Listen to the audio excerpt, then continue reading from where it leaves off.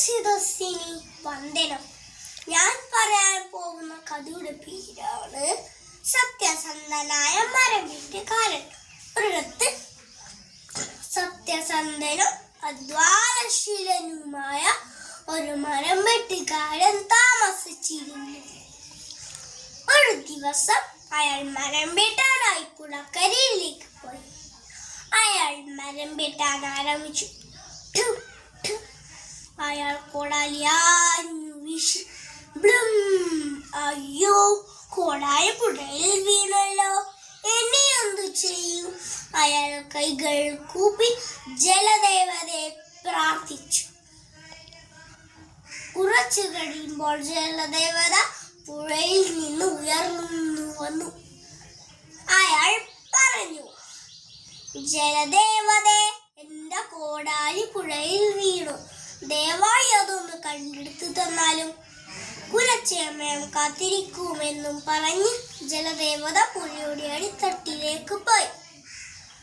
കുറച്ചു കഴിയുമ്പോൾ ഒരു സ്വർണ്ണക്കോടാലിയുമായി പൊങ്ങി വന്നു. ദേവത ചോദിച്ചു, ഇതാണോ നിന്റെ കോടാലി? അയാൾ പറഞ്ഞു, അല്ല ദേവതേ, ഇതെന്റെ കോടാലിയല്ല. വീണ്ടും ജലദേവത പുഴയുടെ അടിത്തട്ടിലേക്ക് പോയി. ഇത്തവണ ഒരു വെള്ളിക്കോടാലിയുമായി പൊങ്ങി വന്നു. ദേവത ചോദിച്ചു, ഇതാണോ നിന്റെ കോടാലി? അയാൾ പറഞ്ഞു, അല്ല ദേവതേ, ഇതെന്റെ കോടാലിയല്ല. വീണ്ടും ജലദേവത പുഴയുടെ അടിത്തട്ടിലേക്ക് പോയി. കുറച്ചു കഴിയുമ്പോൾ മരം വെട്ടുകാരന്റെ ഇരുമ്പ് കോടാലിയുമായി പൊങ്ങി വന്നു.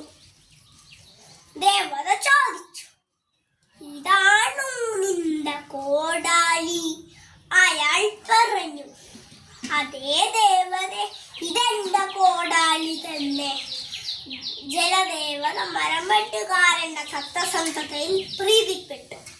ഞാൻ ഇന്ന് സത്യസന്ധതയിൽ പ്രീതിപ്പെട്ടു.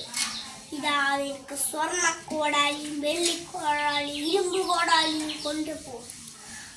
ആ സന്തോഷത്തോടെ 3 കോടാലിയുമായി വീട്ടിലേക്ക് പോയി. കൂട്ടുകാരെ, നാം എല്ലാവരും ജീവിതത്തിൽ മരം വെട്ടുകാരനെ പോലെ സത്യസന്ധനായിരിക്കണം. ഇതാണ് കഥയുടെ ഗുണപാഠം. നന്ദി.